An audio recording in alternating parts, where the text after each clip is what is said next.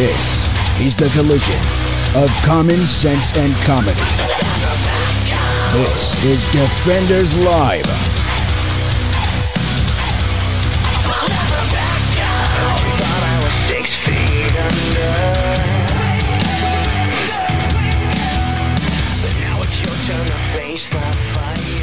Wow, that is, I forgot how much that burns. Well, you know, it's not Jameson, so it's not fine. Jameson, but it's just, better than it's nothing. just exactly The what day it is. I've had today, God bless America. Well, you know, things happen. No. I almost killed all three of my kids today. Well, it was that you know, bad. we can skip that today. Oh, I because- did. We did. no, I let the wife handle it. I'm just saying we can skip that because you brought a guest. I did. I found this guy. So he found him. I did. So I still perused. I peruse TikTok still, and No. I know You do? It's weird. Still? I don't put. We don't put anything up. You still peruse the communist dictatorship of TikTok? Well, somehow or another, I've been crossing heavily into Republican/MAGA land. Oh. So on the one hand, it's Pretty much everything I get is comedy now. really Yeah. the only It's comedy. stand-up comedy now. That's The all only I get. comedy I get is John Crist. I love that guy. That's the only one I get is John Crist, and he's funny. I get the dad jokes and the comedy stand-up. No. And that's all I get. I wish I did. Anyway, I wish I did. Anyway, we have a guest. We do. That's what I'm trying to get there. If you'd stop interrupting. Anyway, one of the things that have been popping up a lot on the TikTok on both the show and mine personally is a lot of legal immigrants being here in the United States who You said legal. Legal. I said legal. I'm just making sure we're emphasizing the legal. Yeah, because I'm not playing a game. Legal immigrants who've come here, who've put up with the system as jacked up as it is. Yeah. To get here and have been correcting, I think is going to be the polite way of saying it. A lot of citizens who've been here their entire lives, these entitled little whiny children. Yes. And I was flipping through, and this gentleman pops up on there. It starts off with this lady who makes the comment about why don't we just get rid of the Constitution altogether? Which is burn it. Burn it. That's right. She said burn it. Not even just get rid of it. Yeah. Burn it. Okay, so burning the Constitution, not great. Not a great start. No. Yeah. And then for about almost 3 minutes, not quite, because she had enough time to say, why don't we get to the burning of the Constitution already? This man pops on here and just rips her a new one from all kinds of angles, and all of them accurate. And I'm like, why? Why isn't Americans having this kind of appreciation? Wait, Ain't, whatever. Because we can't speak English. Because apparently neither do I. But so I see it, and it was Leave it to the immigrant to actually know how to speak English, know, right? Come on. I didn't want to chime in. He was gonna get No, by all means, Please chime in every time. because that's what we do. Chime in. But he was fantastic, and I was like, and now to be completely honest, you never know. A lot of these things get replayed. You know, like copied or whatever by other people. Read on, yeah. So I just sent a quick thing. I'm like, how do I find this guy? And he goes, I'm right here. I'm like, perfect. So we spend like the next 2 days, 3 days, well, since the weekend, early last week, talking and getting this set up. And I was like, you've got to come on and tell your story. So Walid Gridlock. Walid, I am sorry. I read it again. He's also not great at pronouncing names. Yo, you want to wait till we really start doing it. You should really wait until we start doing some good names. Yeah. Good names. Right. Yeah. Walid Gridlock is hanging out with us. Man, I really appreciate you coming on and putting up with our shenanigans. Thank you. It's my honor, brother. I appreciate you. So, thank you so much. One of the things that you had said on said TikTok was that your life had been saved by veterans and by the military. Is there anything you can go into detail about that? How can you tell your story about that? Whatever you want, except for the exact date. Oh yeah, no, that's fine. I don't want to mention that. We will never worry about that. No, it's not about it doesn't bother me. I just want to protect the glory of the guy who saved my life. I don't want to mention the date and get 200 people trying to, stolen valor, trying to claim that honor. It's like, hey, man, I'm the one who saved your life. Then I don't know who am I going to be thanking, right? Right. Makes sense. Right. I'm right there with you. The guy who saved me would recognize this story and the events like step by step.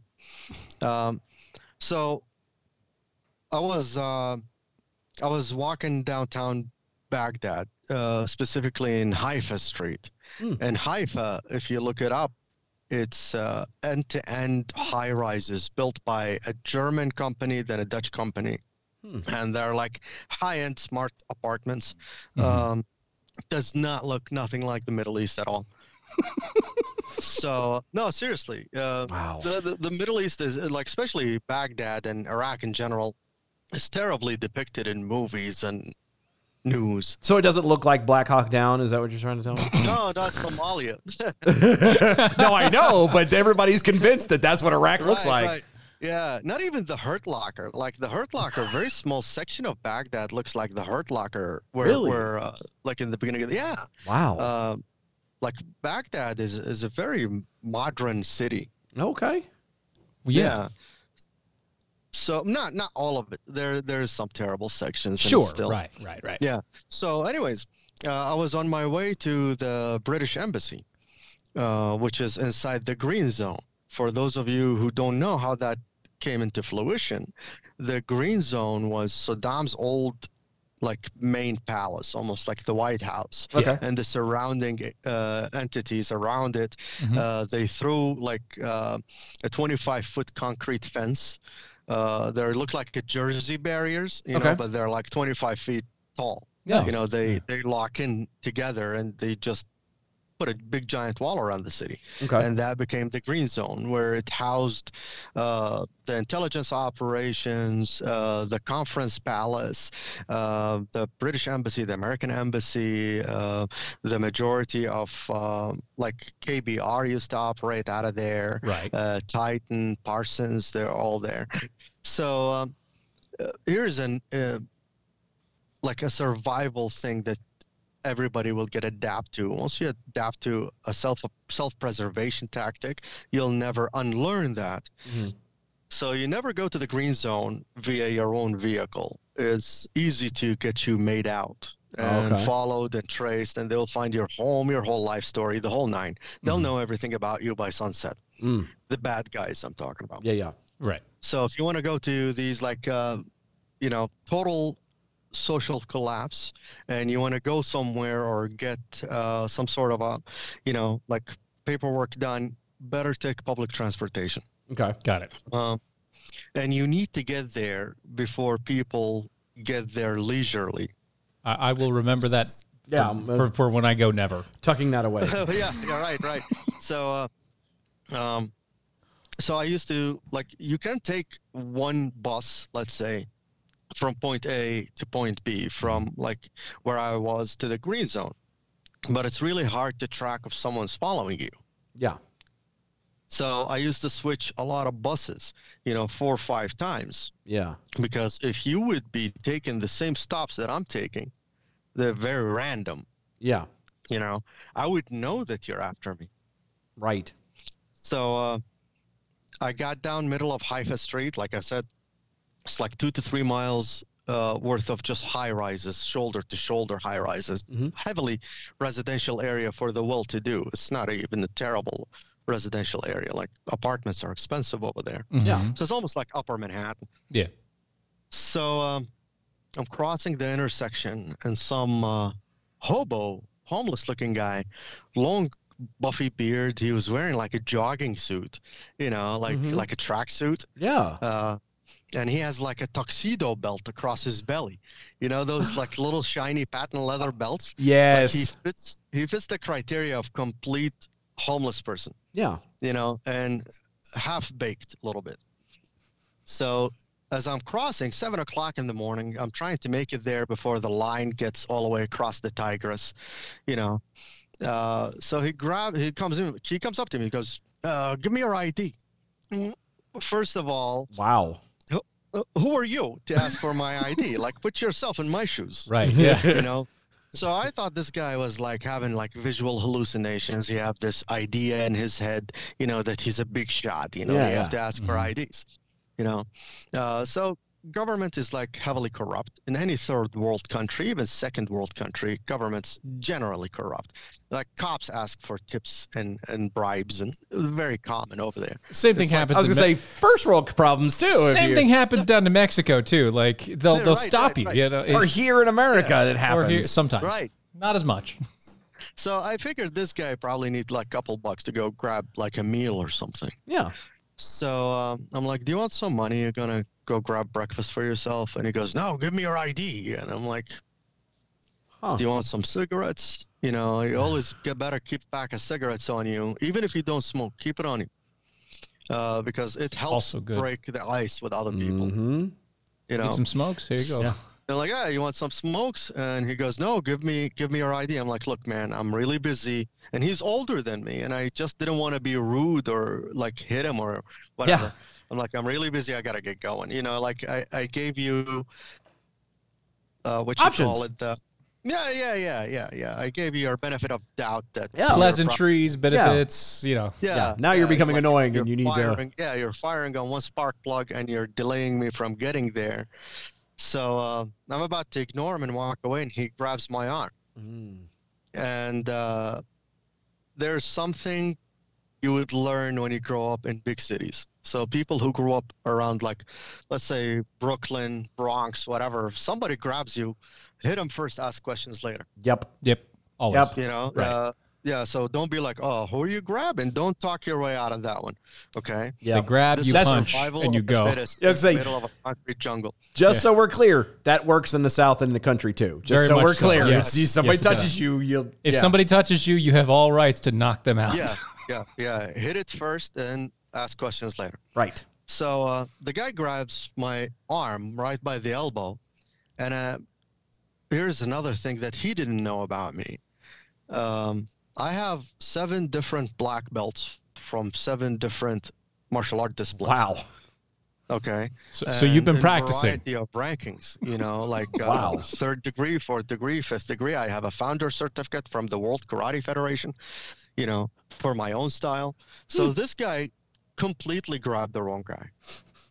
So I grab him by the collar, and I step to the side and I pull down. It's a really easy tactic to drop the biggest guy down to his knees. Yeah. Really easy. It's not even jiu-jitsu or anything. It's just biophysics, biomechanics. So I grab him, and he's just about to hit the curb, and I just didn't want him to bonk his noggin off the cement. Yeah. And I'm like trying to hold him up, and he's like, you know, like a turtle on his back, you know. He looked like he was round. He looked like an M&M. He wasn't skinny either. So he looked like the red M&M. So, yeah, he looked like the red M&M. Not even the other.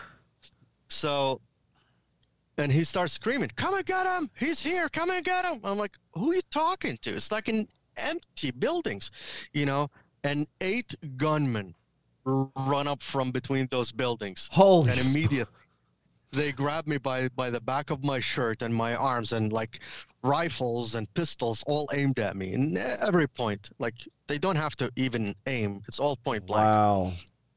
Yeah. And I'm like, oh yeah, this was real. So he really didn't want cigarettes. He really did want my ID. Okay. He definitely wanted my ID.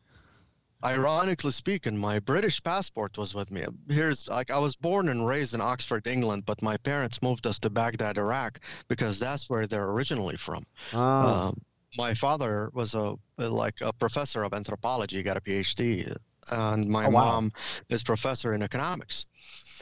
So, but they moved us there when I was too young to stay in England on my own, and so I had a British passport with me, but it was. I had a special pocket sewn inside the sleeve of my jacket. If you pull the sleeve inside out, you'll find a pocket with a zipper. Nice. That's what I keep my British passport. Yeah. So you can search all my pockets, like right by my tricep. You'll never find it. You can search me up and down. You'll never find it. So they pull me in between those 2 buildings. Obviously, it's like a mile strip and cars are like running back and forth early hours of the morning. College students, employees, nobody's like looking left and right between buildings. Yeah. And they're radioing the kidnapping vehicle, the escort vehicle that's going to take me to the location where they hang the terrorist flag behind you, and you're on your knees with a bunch of AKs aimed at your head. Yeah. And you're holding your British passport, begging for your life from the British government. Nice. And they don't negotiate with terrorists. No. And we all know how that normally ends. Yes. So miraculously around that time, the U.S. military puts Bradley and 2 Humvees at the end of the street, about a mile down, and an APC and a Deuce and a half and another Humvee and an M1 at the beginning of the street. Nice. They were doing like a random checkpoint to check for vehicles loaded with weapons, wanted people, whatever. You know, like all of a sudden, you know, when they do like checkpoints for registration just before 4th of July to see if you're drinking and driving. Yeah. Yep. So same thing. They blocked off all traffic on both ends. I'm like that center, mile in that direction, mile in that direction. There's no like in or out. Nice. So I'm like, oh boy. So they called them back, and these guys weren't even masked. So you'd think that these guys would be wearing like those ski masks. Yeah, the baklava's or whatever. These guys, no, they weren't wearing masks. Nothing. Yeah. Well, it is Baghdad. It's probably hot. You'll never be able to identify them. They know you're not coming back. They know that's a bad sign. Yeah. When somebody pulls a gun on you to kidnap you and they're not wearing a mask, you will never be able to identify them. You know, just forget it. Because you're either going to be on video the next time yourself or decapitated. Yeah. Right. Yeah. Yeah. So anyways, so they know that the escort vehicle not going to be able to come through. How are you going to get a hostage with a black bag over his head and 8 gunmen right under the nose of the U.S. military? It's going to look suspicious. You know, we all going to turn into Swiss cheese. Yep.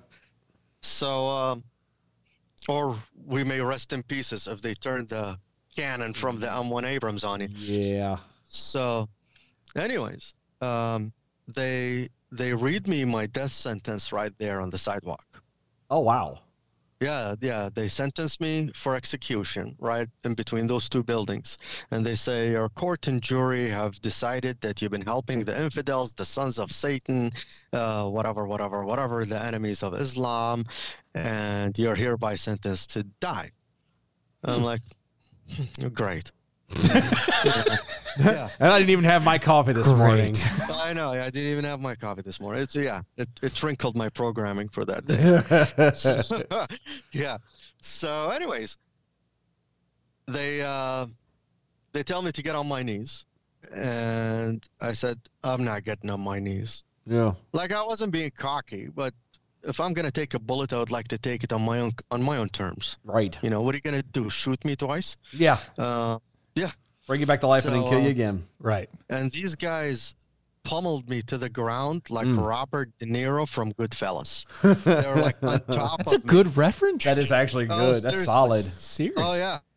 Like, go get your shoebox, Shine Boy. You know that scene? Wow, with yeah. Very good. Oh, yeah. And they were on top, like literally, they were trying. You remember the olden days when they used to make wine out of grapes? That's how it was. Wow. Yeah, they're stomping me with their feet. Wow. Finally, like, I am getting the wind knocked out of me with every, like, foot landed in my guts. Finally, they lift me and put me against the concrete wall, facing the concrete wall. And the guy puts the pistol behind my head, you know, and he pushes it down. Mm-hmm. And he goes, pray, it's your last time. I'm like, I'm not praying. Yeah. Like, I'm adamant I'm not doing anything they want me to do. Yeah. You know, I'm not praying. You know, what are you going to do? Shoot me. Go ahead. I agree. Yeah. It's going to happen either way. Just. Yeah. So the guy goes, yeah, suit yourself. Then he racks the slide backwards, and he takes a couple steps back. Mm-hmm. And you can tell why. Nobody wants brain spatter all over their shirt in the morning. No. Yeah. I mean, why do you want to change and go take a shower and it's first thing in the morning? Well, and it's hell on dry cleaning. Right. Another person. Yeah. Yeah. You've got 5 other people to execute. Yeah. Right. Yeah. yeah, we gotta go. Yeah, quota, man. We got shit to do. Got things to do. Yeah, we got places to go, people to meet, Kill. people to decapitate. Right. It's a busy life So, being that of a extremist. Yeah, Terrorist. right. So, and I looked up to the sky, and I kind of trying to talk to God. I'm like, this was once a screwed up journey, right? Like getting born in Oxford, England, and having a lead occipital transplant into my head, Right. Yeah. on a sidewalk. Yeah. A terrible ending for a great plot. And all of a sudden, we can hear bullets ricocheting off the concrete wall, off the sidewalk, off the dirt. So they knew without a doubt that there's a sniper that can see them. Right? Like he witnessed the whole thing. So that Marine Corps sniper probably wanted to get them in the habit of following the order. He could have put it in between their eyebrows. Uh-huh. Oh, yeah. But if he would have dropped one of them, they would have got pissed off, shot me, and ran away. Yeah. His odds of saving my life would have dropped dramatically. Yeah. The moment that one died. He wanted to send like a ballistic text message. Yeah. Like, leave him alone. I can see you. I can level this whole thing. Yep. So it worked. For me, I couldn't put 2 and 2 together. Like, for me at that point, Well, you kind of about to take a bullet to the back of my head. Yeah, you're facing a concrete wall, and you did just get your ass kicked. You couldn't see anything. Yeah, so when I hear bullets, for me, 2 and 2 equals fish. Yeah. It's not even 4. Yeah. Yeah. I thought another gang or a terrorist group trying to kidnap me from them. Oh, that would have made it. That would have been hilarious. How bad of a day would that have been? This is norm over there. This is not even awkward. Yeah. So, anyways, these guys hide behind this concrete wall behind like the high rise. And I'm still on my knees. I have no idea who's shooting at who. So one of them comes in, kicks me in the shoulder, and he goes, "Go!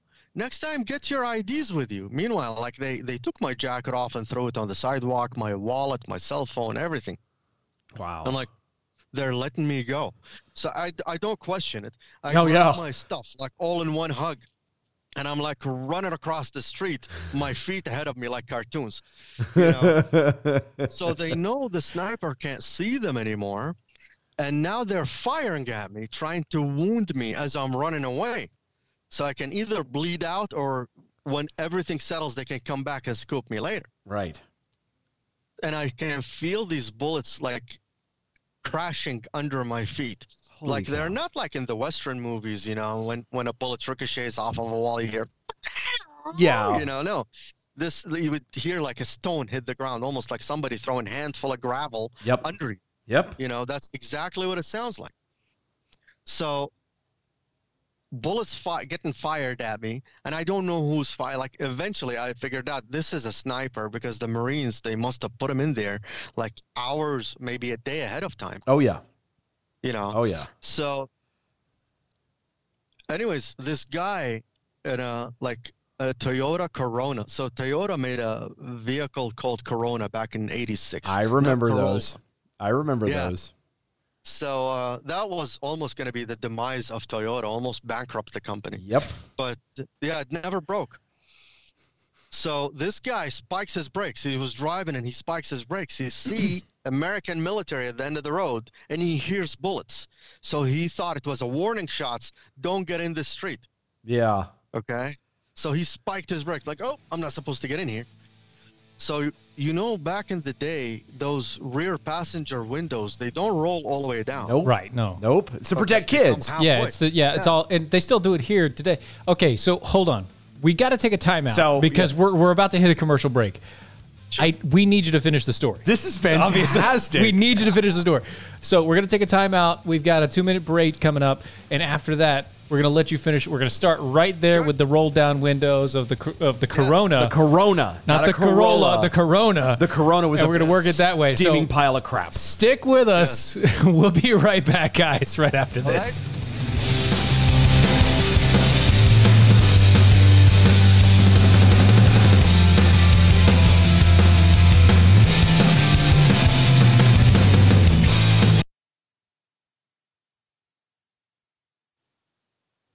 Okay. We're on a small 2-minute break. Right. Okay. So, dude, that's fascinating.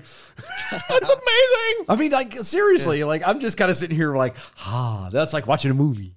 Right. This is tip of the iceberg. This is not the worst story that I can tell you. There are so many fascinating things that I've witnessed over there. I can imagine. When I got out of Iraq and how I got stuck in Syria for 2 months. Ugh. The closest I ever came to the Middle East was Jabal Ali.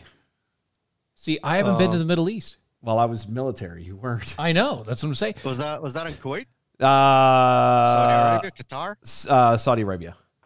Yeah. Or no, we were in the the Gulf. We were in the Gulf. See, I've been to England. That's all I got. That's the one place I haven't been that I want to go. There you go. It's not that great. Yeah, that was my birthplace. I have yet to go there again.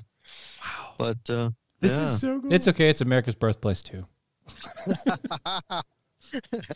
None of us went back either. No, that's all right. It's proof that we're not like sea turtles. We're not going back to our irony. home to go nest. No. Yeah. Nope. Oh, It's funny that so the fascinating. birth of this nation was born on inciting violence and insurrections. I know, and here we are. Well, it was yes and no because they didn't want to do it, but they kind of had to. Yeah, right. Stuffing things. It was like we don't want to do this, but you're forcing us to do this, so now we're going to do this, and damn it, you're going to pay. Right. All right. So we got what? Like Just a few seconds. So 10 we're getting ready to seconds come back. before we hit back. All right. Hold on.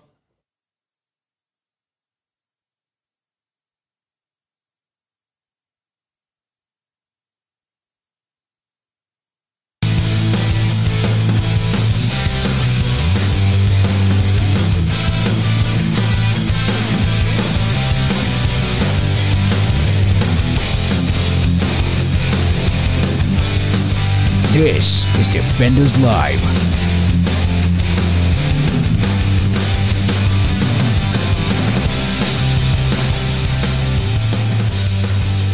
Welcome back. This is a great story. I like this. You realize this could be a book, right? You could Please really tell me you're You writing could write this. this. You should. Multiple books. Okay, Should. there you go. This should be a series. Right. Educational material right here. Right. Don't forget to check in with, if you want to comment. You go to doaeshow.com. You could also follow us at Twitter at doaeshow. Use the hashtag arm yourselves. Because we're right there. Yeah, that's how we read and know that you're paying You could attention. be like James over there on the Twitter who says, "Oh man, such a beautiful story of how Jebediah here met his TikTok crush." It's not a TikTok. I mean, I do want to have a beer with the guy. Well, yes, but I mean, I'd love to. Absolutely, yeah. That would be amazing. dude, you want to talk about war stories? We can well, sit back and forth and tell our own. See, that's the one thing I don't have is I don't have war stories. No, that's fine. but that's okay. Okay, But we can so- talk about how awesome America is, which we'll do in a moment. But anyway, very we're true. hanging out. So- Walid Gridlock is hanging out with us, man. And you were in the middle last time we left you. You were about Toyota what Corona. It sounded like you were about to dive through the back passenger window of Don't a give it away. Toyota Corona. No, that's where we were stopped. The Corona stopped. Okay, no, okay, fair. That's all we know. You're right. That's fair. I apologize. You are pushing past the story. Corona Stop stops. jumping the gun. Corona stops. No pun intended. Right. While it is running, guns are going off and Yeah. action. Action. So, vehicle stops. Window rolled. They're all the way down back in 1986 is halfway across the window. Yep. So my mind told me to do that thing from Jackie Chan where he like makes himself like an arrow and flies through the car window. Yeah. Yeah, my body told me my mind told me you can do it. My body told me you're an idiot. So Both were right. yeah, I didn't have enough inertia to clear the entire glass. So my head and chest make it, and my waist lands on the glass. Oh. Now my legs are sticking out of the window, and I'm like dangling halfway in, and I'm grabbing onto the headrest and the back of the seat of the guy. And I'm like shaking his seat, and pushing him in the back of that. I'm like, drive, you know, like don't stop because these guys are gonna catch a window and they're gonna you know, Yeah. You're a sitting duck. I'm gonna get lead poisoning. Yeah. Any second now. Yeah. So, and I'm inchworming my way inside the vehicle. Finally, I fall in the back seat. The guy drives and he's begging me not to take his vehicle. He thought I was robbing him. Wow. He thought I was carjacking him. Like, no, man, they caught me between those two buildings. That's how jacked up it is out there. That apparently a man is running from his life just about having been killed earlier. Is now a Almost got a carjacker. brand new vehicle. Only to be assumed that you're the carjacker. That's incredible. It's like GTA. Right. Yeah, prior to GTA becoming famous. So, You know, your 3-star police run just dropped down to 1. You know, right. So, this guy, when I told him they just held me up between those two buildings, they were about to cut my head off. I shouldn't say he turned pale white because let's be honest, there's no pale white in the Middle East. No, but he turned into like turmeric yellow. okay, So that makes sense. he looked like a white guy with jaundice. yes, yeah, I immediately got jaundice. Had no better, like, That's a good way to explain it. Yeah. So as I'm like trying to work my way into the front seat, and he goes, "Where do you want me to take you?" And I'm like, "Just get me across the Tigris. I'll figure it out." Because for me, I shouldn't stay in that vehicle for more than another 10, 20 seconds. Yeah, because they're going to start Because tracking this vehicle now. They're probably calling someone else on the other to start looking for it. Yeah. Okay.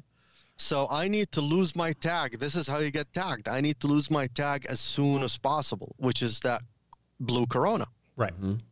So the guy crosses the Tigris. He goes, "Are you sure this is where you want to go?" I'm like, "Yeah, just let me go." Now I'm worried. Is he with them? You know? Yeah. So he stops. I open the door. I get out. I'm like, "God bless you." I don't even pay the guy. I don't have time for this. Yeah, I don't have time for courtesies. So I run out, and I'm making my way through the Downtown. busiest markets of Baghdad, which is like it's like electrical industry. It's like a Home Depot / Lowe's, but without the box building. Okay. On an entire sidewalk. Yeah. Okay. You know, everything you want, it's along that sidewalk. It's a flea And market. a bunch of tables. Yeah, it's like a flea market for Yeah. constructions. Yeah. So, and I'm zigzagging my way through these like back alleys from the 1900s were built during the English occupation of Iraq. Wow. So I'm asking for this wire factory that our neighbors own. They told me it was there. I've never been there. Okay. So over there's no addresses. Here, when you tell somebody, like for an example, when you go look for engine 23, you know, which is like, sorry, not engine 23. When you look for ladder 4, engine 54 in New York City, Yeah. everybody can tell you 48th and 8th. Yeah. Right. You can figure it out. 48th and 8th, you'll find the place. Right. Over there, you got to ask somebody, you give description, names, kids' names. Hopefully they'll triangulate where that place is. So it's like trying to get directions in the South. Sounds like it. Yeah. Yeah. Yes. Go Or in a trailer park. Yeah. Yes. Right. Yeah. You go about 3/4 miles past the yellow mailbox. Yeah. Once Once you- you find the burnt tire, turn left. Right. Oh, exactly. and if you see a red neon truck, you've gone too far. Yes. Yeah, that was way too far. Yeah. So they pinpoint me where the place is. I go there. I ask. They tell me, "Yep, this is the factory where they make wires." Right. So they literally make electric wires, you know, for 12 gauge, 14 gauge wires. Yeah.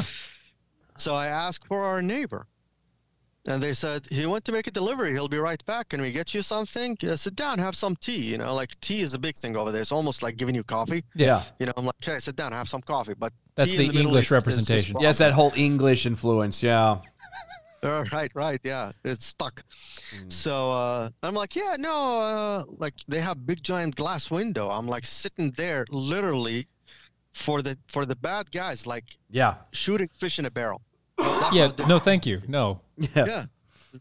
So I'm like, hey, do you mind if I go see the shop? I'm always fascinated. Like I'm trying to make up stories that I don't want to be in the storefront. It's like, yeah, go ahead. So I go downstairs. They're manufacturing these wires, like where they melt the plastic Yeah. PBA and they coat the copper wire. Yeah, they got the and it copper all becomes oil. twisters and Yeah. So I'm standing there. I'm trying to like not to get caught standing over there. Then I hear our neighbor. There's like, oh, your neighbor's looking for you. He's downstairs, checking out the shop. And he comes in. He goes, oh, who? Walid? Hi. And I look at him. You know, I'm like, I have no sense of humor left. I left it all by that sidewalk. Yeah, you were gone. It fell out of your pocket of your jacket when you scooped it up. They throw it. It happens. They throw it away. It was gone away. Yeah. It's a shame. So, and he goes, what's going on? Like, he immediately recognized there's something wrong with me. Yeah. I'm like, I was about to lose my head on YouTube. And he goes, no. I'm like, yeah. And he goes, who are they? Where are they? Let's go get them. Like, no. No. There's no let's go get them. This is like a well-organized militia, basically. Yeah. This isn't one guy. Yeah. Take me home. And he goes, yeah, let's go. And he goes, if you see them, let me know. I'm like, if I see them, I'm not letting you know. I'm jumping out of the vehicle. Right. I'm going to run. He gets me home. I'm like thoroughly angry at everyone. My family, my mom, my dad, everyone. I'm angry at all of them. Well, you just almost died because your family decided to move back there, and you're like, oh, yes. It was their fault. In my head, it was all their fault, you know? So anyways, like 2 days later, I go to the British consulate to report my kidnapping, and I meet with the British counselor. And I think his name was, last name was Walker. And like I got kidnapped 2 days ago. They were about to artificially remove my head. And he goes, by whom? And I'm like, I know? If I knew who it was, I'll go His name is Hank. He likes to hang out by the 7-Eleven. Like, what the hell do you want me to say? Yeah. Like, I don't know by whom, but they know who I am. Okay. This wasn't accidental. They know I was coming here. I was on my way to the British Embassy. The reason why I was going to the British Embassy, I used to go there every couple of weeks just in case if there's an evacuation, so they don't forget me behind. Right. That makes sense. Yeah. So it wasn't a strike of luck that they stumbled upon this British citizen crossing the street. They know what they're doing. They know what they're looking for. Yep. Right. They weren't trying to follow you. They already knew your pattern. Right. So, and he goes, okay, then if you don't feel safe in Iraq, go back to the United Kingdom. I'm like, I agree with you. Get me out of here. And he goes, novel idea there, Sherman. I appreciate the thought. Yeah. Thanks, Walker. Yeah. I was about to be one of those Afghans hanging on to the C-130. I would have been okay with that. Yeah. I would like to take the outside window seat. Right. I'm just fine with this. It's a bit chilly. It's a tad chilly, a little drafty, but you know what? The service isn't that bad. That's right. That's not that bad. There's plenty of room. Right? Lots of room. No worries. Wide it's open therapeutic. It is. It's cleansing is what it is. It's cleansing. So, anyways, and he go, we don't have a program to escort British citizens back to the United Kingdom. We're not under evacuation protocol. Like, sorry, what? Hold. Yeah. Wait a minute. The attempted kidnapping and unaliving doesn't constitute even a singular case of evacuation. Yeah. So this is what I did. I'm like, let me repeat that. I was about to have a head transplant against my will. And they knew they were looking for my British passport. All my cards are burnt. I lost all my buy money.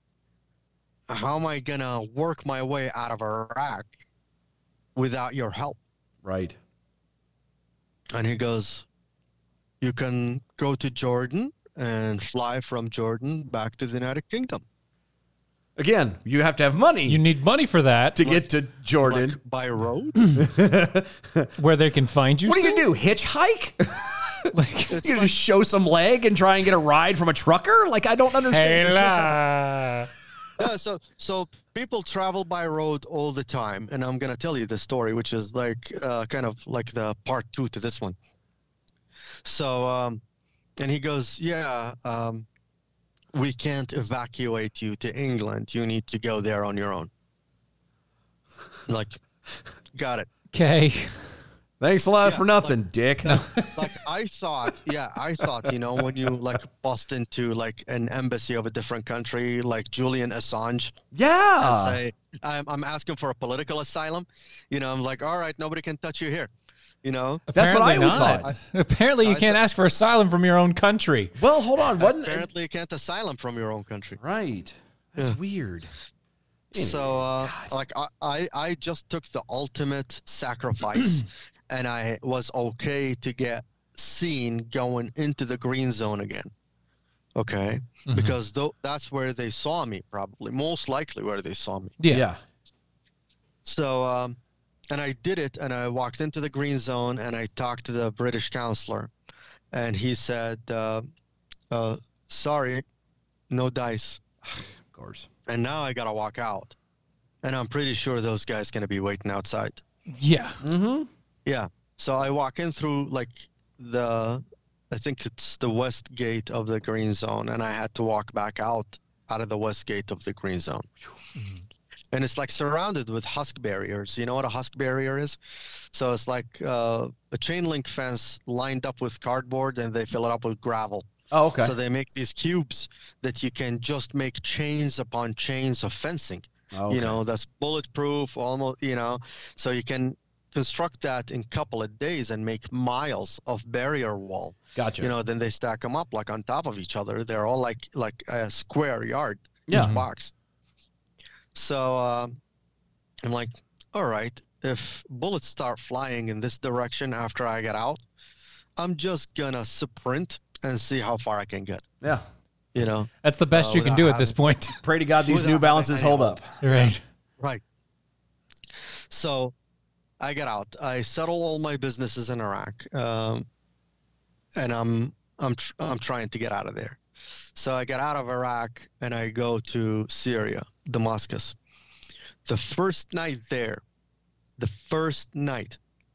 I know nobody. So I pay for the fee for the travel agency, right? Which it's like a Chevy Suburban, and not just you, they have other passengers there trying to leave the country as well. Mm-hmm. Yeah. So I'm there with my guitar in my lap, and my British passport. Like I'm leaving, my British passport was with me, but I haven't told anyone because I just don't want them to call. It's like, hey, if you find this person, we'll get a certain prize. Right. So, and 14 and a half hours by road from like 5 a.m. heading west of Iraq through like Ramadi and Fallujah and all of those to get to Syria, to the Syrian border. Yeah. And all what you see on both sides of the road, burnt civilian vehicles with skeletons are still in them. Oh, that's great. Well, those are people didn't want to pull over to the terrorist. Yeah. And they got shot and set on fire in the middle of the vehicle. Right. Yeah. Well. Because, that's just what you do. I'm like, I don't want to end up like that. Hey, it saves burial space. It does. It does. You know what I mean? Right. They're already in the coffin and technically cremated. It makes it biodegradable. Right. Right. Yeah. It's. I mean, there is a lot of carbon, so I'm sure that the whole climate change folks would be a little bit upset about that. But then again, it's the desert. Right. And then the burnt bodies are full of nutrients for the earth. Right. So yeah. Maybe help. So it will equalize the burnt tires. Right. Exactly. Exactly. It's a wash. Anyway, sorry. So bad. I digress. So we get to Syria. We cross over the Syrian border. And trust me, 14 and a half hours, I have not left the vehicle. We made 2 pit stops to refuel and use the bathroom. And I've never left the vehicle, not even to use the bathroom. Ugh.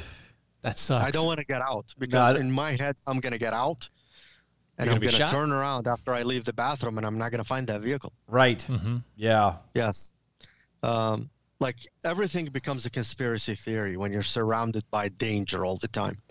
And It's not survival of the fittest. It's become survival of the most paranoid. Right. That's how it works in a lot of ways. So yeah, so if you're overseas and things go up in flames around you, you need to be super paranoid. Right. Trust no one. Okay. Believe nothing. Trust no. Question everything. Right. Everything is a trick. Right. You know, until it's proven otherwise. Everyone is a guilty until they're proven innocent. So we cross over to Syria. There was a mother and her daughter. Her daughter was like 16 or something, and they were going there for a purpose. Most of them are from Iraq, and they were going to visit family. That's what they said. 14 and a half hours, you're going to share some stories. There was 2 dudes in that vehicle, kind of being the chatty Cathys of the bunch. Right? They seem to be friends, and I know nobody. Then they asked me, it's like, oh, where are you staying? I'm like, I don't know. It's my first time in Syria. I just want to check things out. I'm on a vacation. I didn't tell them why I'm leaving. Right. And I said, I'm just going to find a place. They said, we're going to be arriving late, like around 9:30 at night. And they said, well, we're going to be renting these apartments. It's almost, instead of renting a hotel room, there are apartments you can rent for like just a night. Yeah. There's a lot of it's a heavily traveled sector of Damascus. Mm-hmm. I'm like, you can crash with us if you want. I'm like, oh really? And I'm like, oh, it's gonna save me looking around. Right. Convenient. So, a little nice thing. That's nice Right. things, right?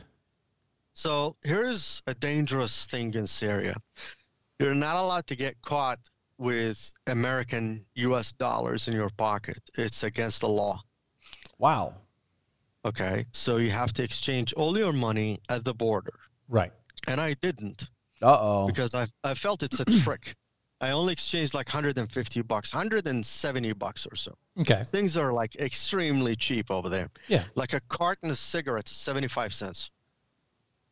Wow. So money gets you a long way. So we go to bed, and I stick my duffel bag and my guitar under my bed, and it's like one of these like army barracks type of beds. Yeah. The metal ones Yep. with springs and stuff. Yep. Yep. Itchy blankets, the same setup. Mm-hmm. So when you lay on top of it, it will sag, and I can feel my duffel bag is under me. Yeah. Right. So if anybody going to try to pull them, I'm going to wake up. Right. In the morning, I wake up, and I don't find the 2 dudes. Like we were supposed to go to breakfast next morning. I don't know the guys, right? Yeah. But they mentioned, it's like, oh, when you wake up in the morning, we're going to go have breakfast, and we'll show you around, and you get to go whatever you want. I'm like, oh, perfect. Free tour. So I wake up. I don't find the guys. I get downstairs immediately. I go ask the owner of the building. I'm like, hey, man, the 2 dudes that rented that apartment with me last night, where are they at? He goes, oh, yeah, they left at 7 a.m. And I'm like, well, it's 9 in the morning now. I'm like, crap, something's missing. I go back to the room. I pull the duffel bag. How I had the money, I had like a journal, Mm-hmm. and I had $100 every 10 pages or so in that journal, so it doesn't look thick in the middle of it. Right. Okay. None of it was there. Oh, man. So they went through and just. They just unzipped it. They probably unzipped my duffel bag and pulled the journal, and looked through it, and they found those $100 bills, and they took off. Damn. Now I got just $150 in $3 $50 bills, and I have some Syrian money. Like I exchanged something to the tune of maybe $100 at the border, and at the time, $100 was like 5,000 Syrian lira.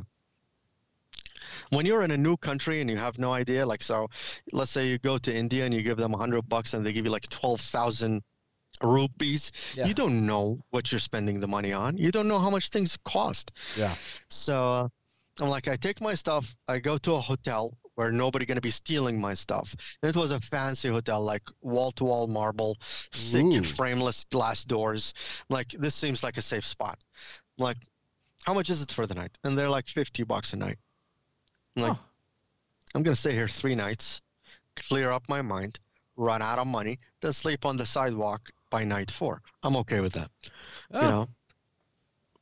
I just wanted to relax. There was like such a stressful situation. Yeah. Yeah. Just to have that moment to breathe. Right.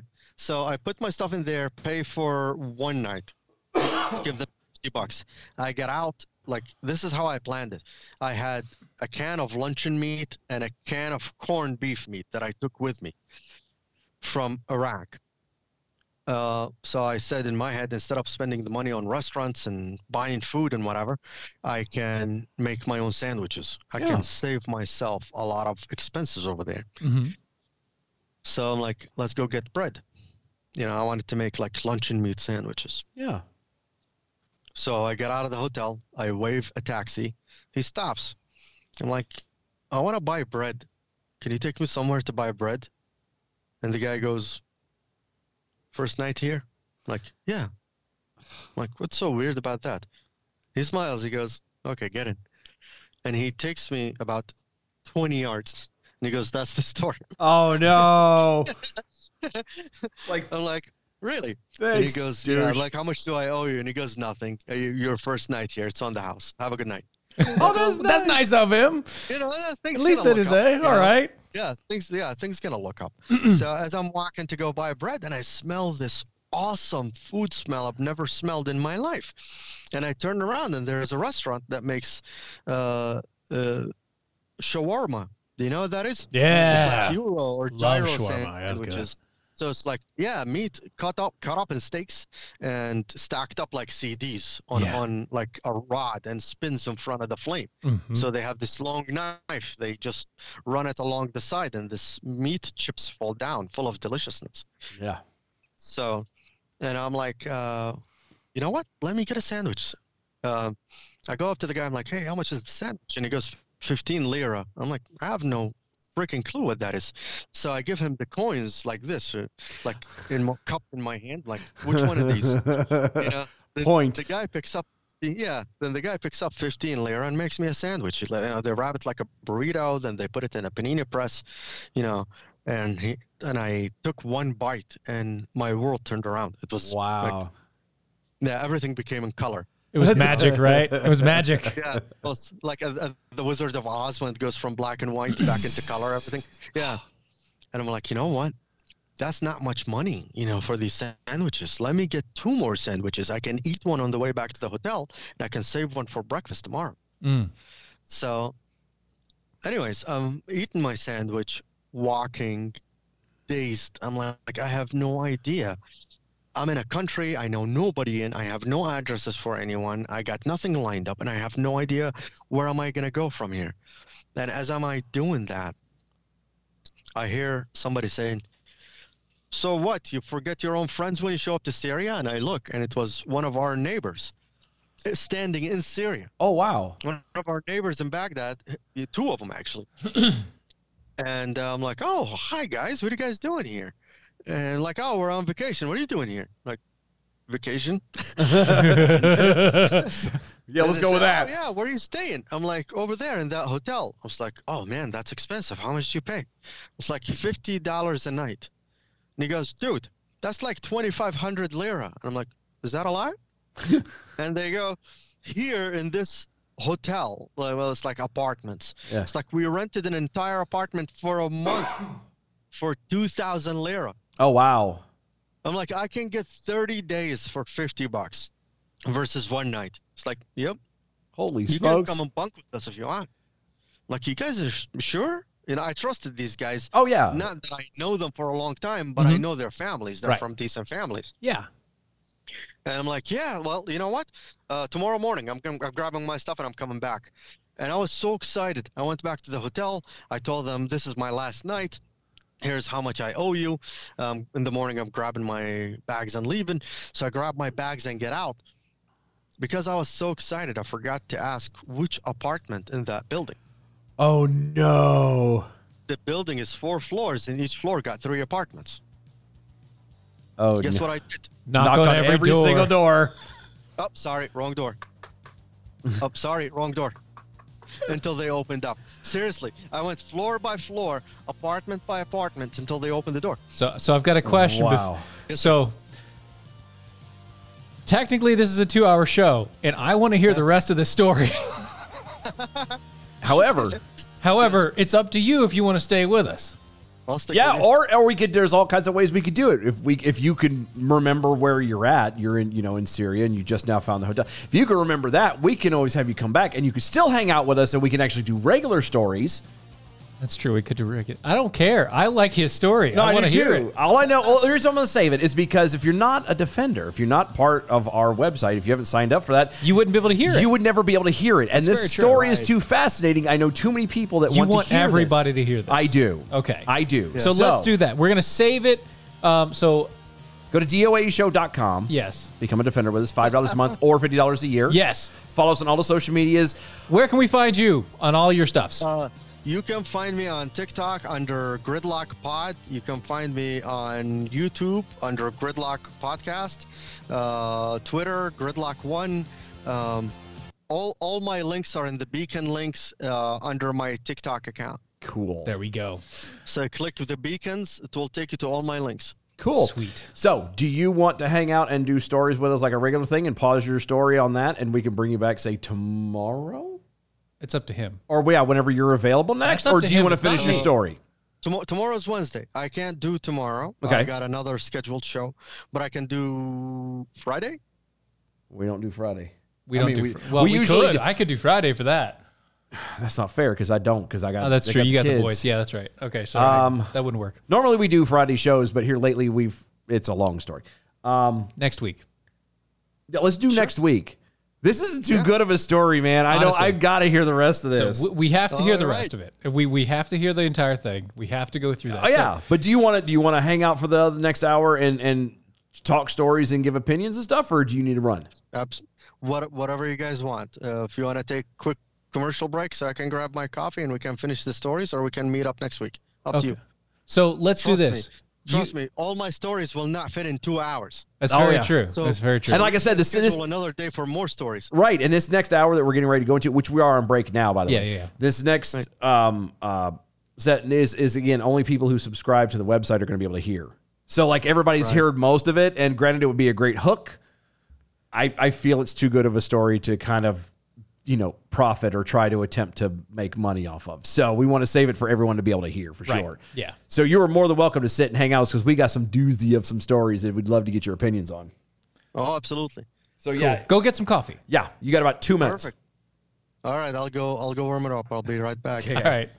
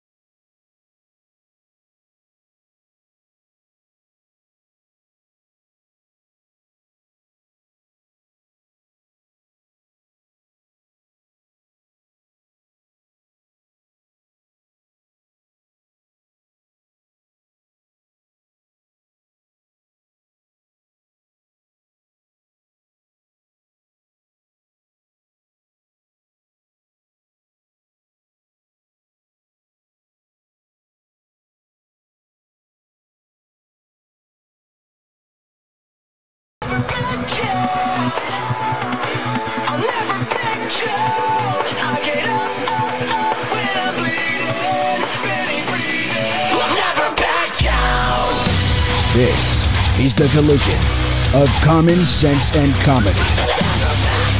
This is Defenders Live.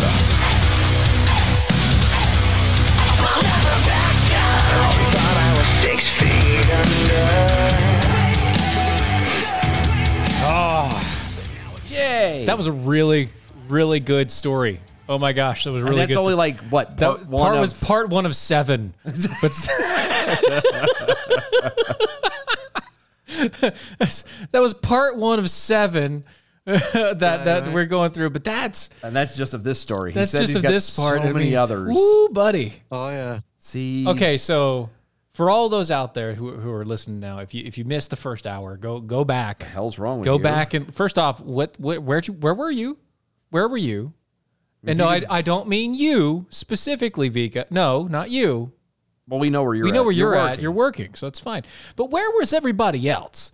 Because that doesn't make any sense. And you could be like us or like James, who was literally begging for the second hour and begging for all the stuff. It's like, yeah, I know, I got it. We're there. See, where are these comments at? Where do you guys Twitter, see on Twitter, yeah. We figure Twitter? what we do is for our setup is we just have everybody comment on Twitter.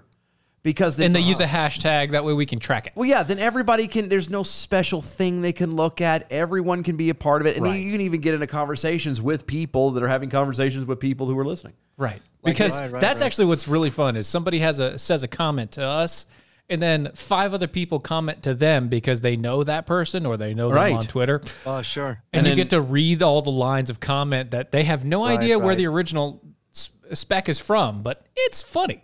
Oh yeah, no, it's good stuff. It is amazing. So yeah, we use Twitter for it. It's just easier that way. If I know, I should have logged into Twitter just to watch what's going on. Oh yeah, well, next week we will remind you. That's right. Absolutely, yeah. Well, it'll be there. So, yes, sir. So those of you that weren't paying attention, Walid Gridlock is hanging out with us. Yes. I think one of our new best friends now. I think. I'm just saying. New best friend. No. What was that thing from Step Brothers? He's like, we just become best friends? Yup. Yep. You want to do karate in the garage? Yup. Exactly. But he's hanging out with us, and have I got some doozies? You do have a specific doozy. I sent this to Steven last night or the day before and told him, do not watch it. Yeah. I haven't watched it. Yeah. Yeah. And this is, so everybody on the video, you'll be able to see it. Walid, I'm sorry, you won't be able to see it, but you'll be able to hear it. Hearing it is all you need. Wait. You're on YouTube, right? Yeah, but it's a TikTok, so you'll be able to hear it, and that's all you need. Yeah, I promise. Is the video going to be on? It'll be a delay. No. So it's actually on our website only. We don't do the YouTubes unless we send the recording on YouTube. Because YouTube has been, they've censored us for too many things. Yeah, and this particular hour is only for folks who that are part of the Defenders. Yeah, who've paid and are sweet and keep lights on. So you'll be able to hear this, okay? Yeah, and that's the important part. That's the important part. You'll be able to hear it, okay? So here we go for everybody out there, and 1 and a 2 and a... I'm going to be teaching you how to use frogs, pronouns, and sentences, so let's go! Frogs, pronouns, that sounds so cool! No. That's because it is cool. Hold on. No, sorry, what? You want to rewind that and try it again? I need to, hold on. You seem like you were caught off guard a little bit there. That caught me off for a second. I figured it would be. Wanted to be, okay, hold on. I'm going to be teaching you how to use frogs, pronouns, and sentences, so let's go! Frogs, pronouns. Yes. Frogs. Yes. Frog and frogs. That's the pronouns. The pronoun is frog and frog. You know that's a noun, right? No, it's a pronoun. That's a noun. You're close. No, it's a pronoun. That it's a noun? No, she just said it's a pronoun. Well, she's wrong. Come on, Walid, back me up here. It's a pronoun, and it's still a noun. The noun is in the name. It's in the word, noun. It's a noun. It's a noun, not a pronoun.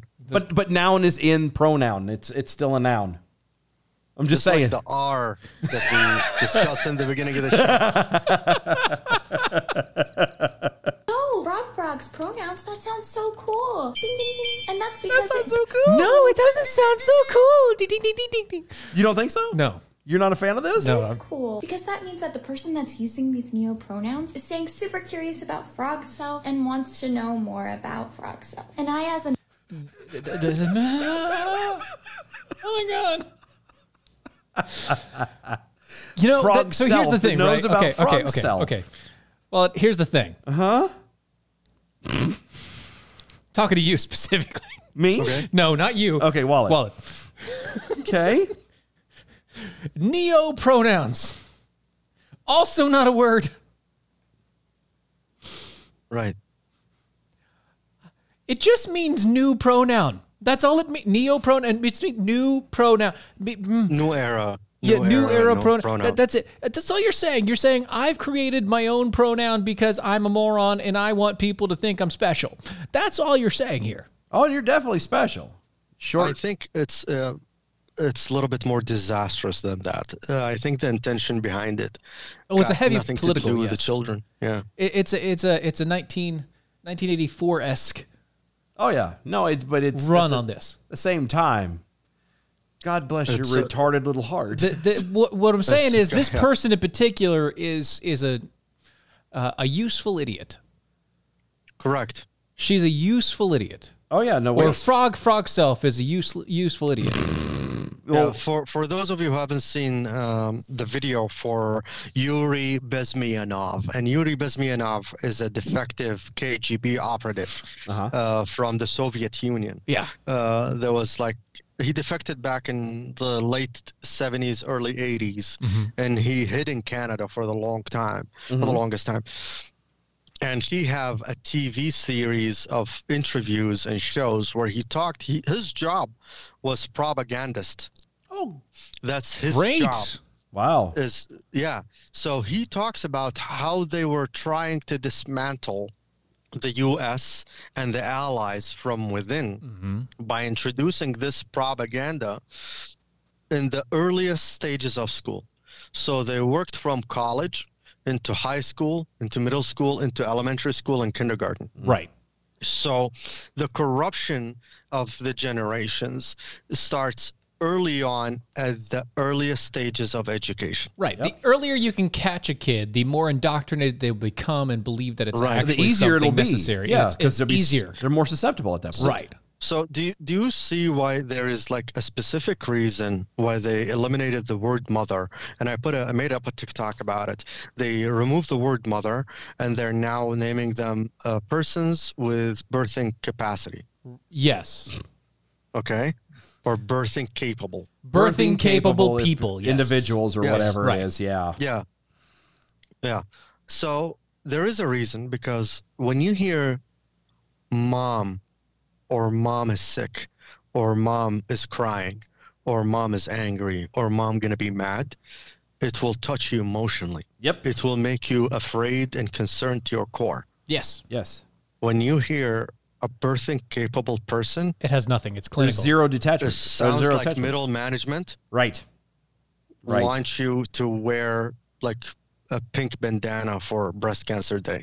So Yeah. literally, that's what this is. They're trying to dissolve this ionic bond between a child and a mother, so they don't have such a strong population to suppress in the future. Right. Right. It's easier to suppress because then people don't actually want to have kids, along with the fact that, they're also thinking of themselves as frog gendered. Right. So have you seen the movie WALL-E? It's a Pixar movie. Yeah. About this garbage compactor. Yeah. So have you seen when he got up on the axiom when they were teaching the kids in the kindergarten, A for axiom, B for by and large. So they changed the alphabet to fit the conglomerate enterprise that's carrying all those people. That was fat, lazy slobs. Right. And they don't call them fat. They told them, due to the amount of time you have spent in space, You've expanded. you may have suffered some bone loss. Not fat gain, but it's bone loss. Right. Wow. Because the ratio of your bones to your fat kind of got inverted. And this what happens.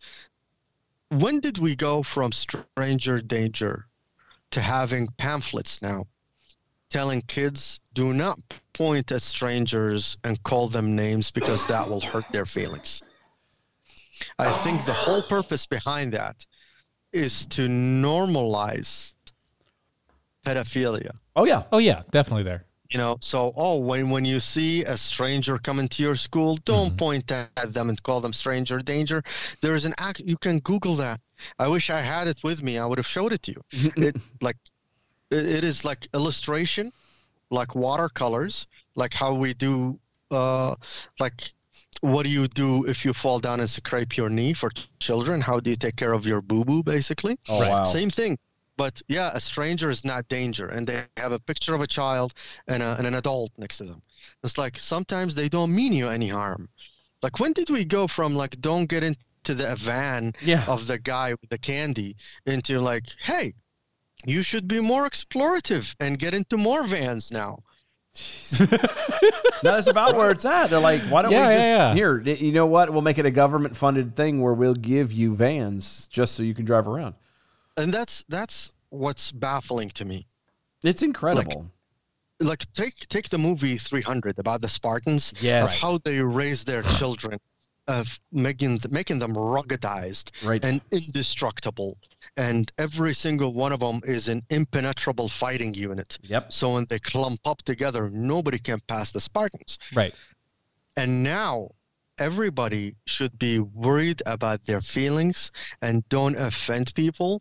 And you got to say happy holidays instead of Merry Christmas. Like if I said Merry Christmas and you got offended, shut the hell up. I didn't mean you. Okay. It's not you. It wasn't for you. Yeah. If you're obviously upset, then it definitely was not meant for you. Hey, happy Hanukkah. If you're not Jewish, don't get offended by it. Actually, I'd say it back. I don't care. Well, and that's me too. Like if somebody said something, everywhere. Shalom. Right. Christians invite me to their churches for events and whatever, and I go without a problem. Jews invite me to their synagogue for their celebration, and I go, and they give me a yarmulke. I put it on, and I eat the food that they eat. It doesn't bother me at all. Well, it's safer. Right. It's a lot safer, he says. Yeah, well, and it's a lot, and closer to halal than, say anything at a Christmas party, but still. Yeah.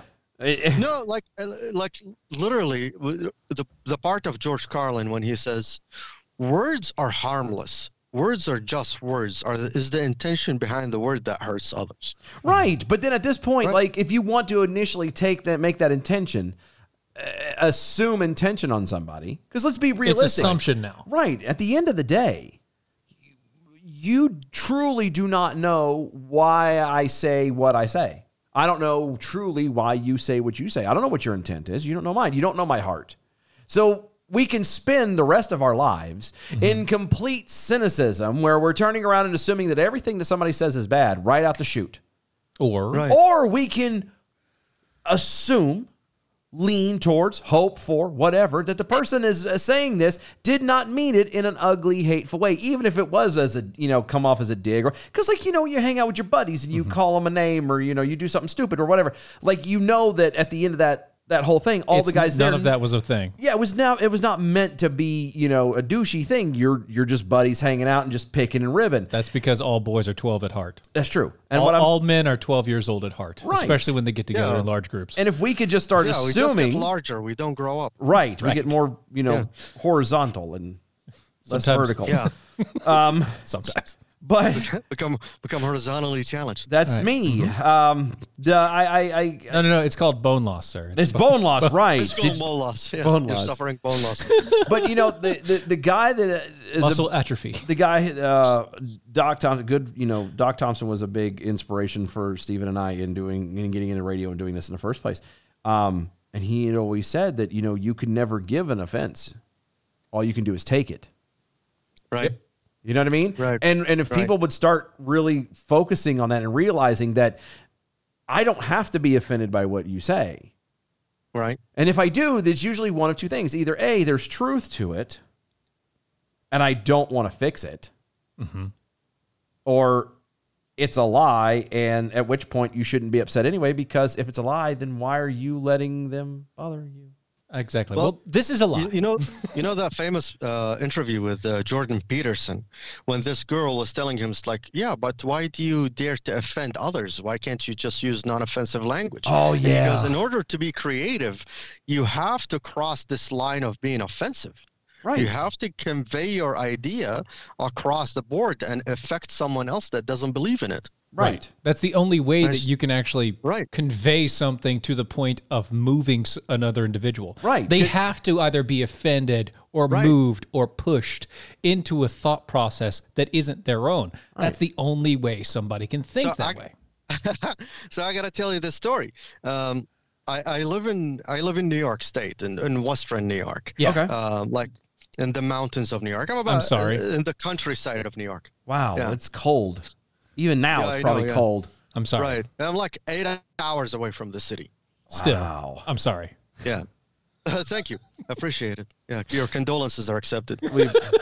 So You're only like a Mormons. 14-hour road trip to, down here in the south where it's warmer where we're at. Yeah, it's pretty nice. Well, up yeah. there. You did 14 hours to Texas- cross into Syria. I think you could do 14 hours to come down here. Iraq is as big as New York State, by the way. Is it really? Yeah. I mean, I knew it was small, but Yeah, again, that's it. Yeah. Yeah. when all you Iraq see is the is big. coastline, you don't You don't notice it. You don't notice. Right. Yeah. Like Texas, you can drive 24 hours and you can still be in Texas. Yes. I know. Yeah, I you was have not left Texas yet. That's where he was The whole day born. I of was driving. I was born there. Trust me. I know. So Mormons came and knocked on my door, like maybe first month in New York. I love And, Mormons. so He's so they great. they knocked on the door. I opened the door and they're like, "Hey, do you have time to talk about Jesus Christ?" Like, yeah, come on in. Like they were getting, like they saw what I look like, and I don't look They were like like- the receptive type, and they weren't expecting it. Like they thought I'm going to shut the door. I'm like, yeah, come on in. And they kind of got weirded out about it. And You were I was probably talking the to them first yes they've had in a while. A long time. yeah. It's like I've never gotten this far, Dave. I don't know what to do. Jesus Christ, the Aramaic, then the Hebrew language, and how everything transpired from in the name of the God and the Holy Spirit into our Father up in heaven, and how these linguistics challenges are roused to the surface. And they're like, "Oh, wow, you know a lot about Christianity." I'm like, "Yeah." And they go, "Do you want to go on missions with us?" And I'm like, No. missions to a guy from my background mean totally different things. Right. Generally, we don't come back from those. Right. Right. Ours has a deeper history. We're a little bit more committed to the cause, one might say. Wow. Yeah. But I didn't get offended by them talking about Jesus Christ. Why would I get offended by it? Right. There's no reason. If somebody going to be talking about Moses or King David or King Solomon, why would I get bothered? Or Shiva, in India, or Buddha or Confucius, Right. Why Why would you be offended? Why would I get offended? I don't know. I truly, I feel like, I'm 40. I would and get upset if you celebrate it and not invite me. Right. Yeah. Right. That's upsetting. That's a little bit of Yeah. a douche move, but no, Because you guys are partying and not calling me in. exactly. I want to be invited to the party. Me too. I just don't understand. I don't understand why people make such I truly don't. Like I said, I'm 40 and I don't understand this stuff. I don't understand why. I the believe same what age, I believe. by the way. Oh, I'm 42. yay, ha ha ha, youngin. Anyway, Whatever. he's not anywhere close. Are you? Yes, I'm technically close. I'm 4 years off. That's still 4 years. You're still in your 30s. That's not nowhere close. I mean, Anyway. you're just sad. Anyway. Wait till you get old like us, young man. Anyway. I can't even grow a proper beard now. All right, so Yeah, I When I know. was your age. Yeah, I know. When I the was next your line. age, I was on my I'm never going to be able to third grow a wife. beard anyway. So what does it matter? Right. But no, I just, excuse me, I just don't get how people make such a big deal. Like, I remember when coming up, it was when I was growing up, being, who you were and embracing who you liked and being that individual was a great thing. Right. It was such a fantastic thing. And you wanted, to share with people. Right. And we don't do it anymore. And I blame social media, honestly. When was the last nation that rose to the top being built on weakness and sensitivity? Oh, There was that one. well, no, not that one. No, There was no. Okay. But No, there was No. not that one. But I thought No, not just that one. No, no. How about? No, Well, there's no, also there wasn't. And It's before not a single nation. I was gonna say, and before you say it, there wasn't that one. Top. Not one. That was the answer he was looking Being for. sensitive and weak and in touch with your emotion. Every nation that rose to the top being built on being strong, Right. and undefeated and deeply rooted in your heritage and in your beliefs. Right. And you know what's That's how the problem every great is? civilization became a great civilization. Right. And do you know when they ended? Every single one of them hit that landmark on the calendar, and they traversed back down into the depths of history and never rose again. Yep. Do you know what that moment is? When you elevate equality Yep. above heritage. Yeah. well equity now. It's equity. Yeah. Well, it's never equity. Well, that's what I'm saying. What Equity did is you the new put book. into right. So like in the Biden speech, for an example, when he goes, the Trump and the MAGA Republicans are a threat to our democracy. First of all, we're not a democracy. We're a Thank you. constitutional Preach it. republic. Thank God. Preach it. Yes. Somebody. Yes. So that's one. Two, look, man, I've been in the U.S. 17 years. I came here with a guitar on my back, a duffel bag full of clothes, and $550. Be careful. And I have Hold on. Just be careful. Just that sentence alone is like two stanzas away from a country song. Dude, what are you talking about? Those were 3 separate country songs. Those are 2 albums. Just sir. 2 albums, right? Garth Brooks is like spinning around going, let me write this One down. Country Music Award. Right. That's Yes. 2 country awards and a Grammy. That's it. Right. Anyway. So, and from that day to this day, I have never been on welfare. I've never had food stamps. I've never had government housing, never had free health care, and I've never had the government had to hold my hand. Right. I worked hard and paid hard for everything that I am today. Yeah. But nobody's taught that I'm nowadays. a first responder. I've been on the front line since the whole beer bug began in 2020. Ugh. Okay, everybody was sent home with a paycheck and a company laptop, and I had to go to work every single night, day in and day out. Everybody is not even waving at their neighbors from a video camera, and I have to walk into all these like infested houses with everybody coughing with fever, and I had to bring that back home every single day. Yeah. In the past 17 years, I'm a conservative Republican, and I have saved 20 lives in my 17 years that I've been here. Just for clarity, though, you mean you're an extremist. Yes. You're an extremist You- national You're an terrorist. American. You're an to American democracy national now. terrorist. I'm a threat to the country. Yeah. Yeah. You, The guy who saved 20 people. There are 20 people who were pulseless and apneic, not breathing, and they're about to be claimed by the angel of death when I got to them. nice. They're walking the face of the earth now. See? And this is not counting everyone else who wasn't already dead when I got to them. Yeah. And see, 20. again, I reached in the jaws of death and I grabbed those people out. I'm a threat to democracy.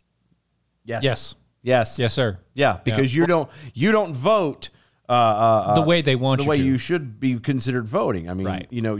you are of the darker complexion, sir. You are from overseas.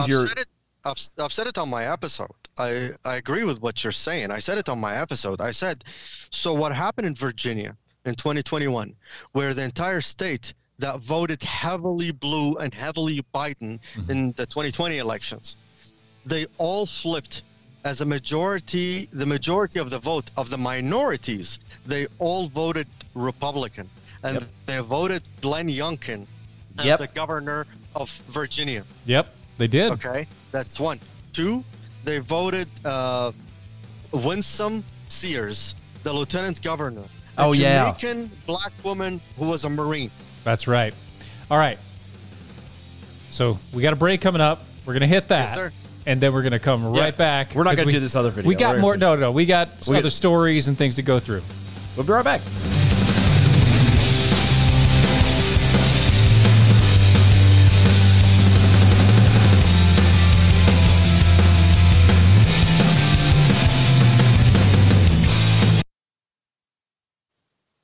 Woo. Yeah. Goes by fast when you're having a good It time. really does. It goes by a lot faster. But then frog Didn't self. feel like we've been talking for an hour and a half. Almost. Does it to you? Because it doesn't to me. I mean, it's like 10 minutes here. Yeah, frog self. Frog self. That was Frog self. You're that was welcome. Thank you for that. I knew it was going to make your head explode. It was great. Jesus. The moment I saw it, I had to watch it a second Well, time because I was like, I cannot be hearing what I'm hearing. The worst thing they're is we do this to reprogramming each the other all the kids. time. Like, this is what we do. We make each other's head explode with stupid stories. You know, Gen Z is the last of the alphabet. Right. Yeah. After them, Generation Alpha comes in, Right. which is everyone born between 2010 and 2015. Huh. Now's the time to corrupt those because Generation Alpha is strong, phonetically strong. Yeah. It's not going to be good. No. That's why I wish I could homeschool my kids. Well, at the moment, I don't have that possibility. Well, nor I, but. Yeah, So- I got one child. I got a daughter. Ah. My condolences. Yeah, thank you. I've got 3 daughters and a boy. So. Oh yeah, no, she's all me though. Oh yeah. Yeah. She's like, don't take nothing from nobody. Yeah. Oh like- yeah. No, she's totally independent. She wants to become a homicide detective. Nice. Wow. Yeah. That's very cool. Yeah. That's awesome. That's fantastic, actually. My oldest so far wants to be a dispatch. Oh really? Yeah, she wants to do dispatch so far. Yeah. That's her. For like 911. Yeah. Mm-hmm. It's gonna be crazy if she does. It's kind of a. So if she's is she like an introvert already? Not really. Well, sort of. Coming back. Hold on.